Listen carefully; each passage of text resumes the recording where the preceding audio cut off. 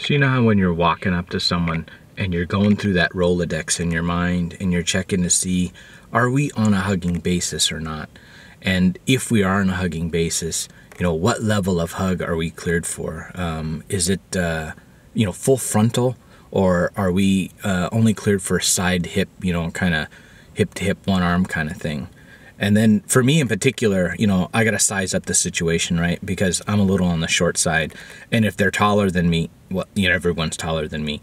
If they're taller than me, I got to decide, am I going to make them bend over so that I can hug them?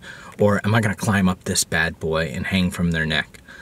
Or is there something in the vicinity that I can use, like a box or a ladder or something?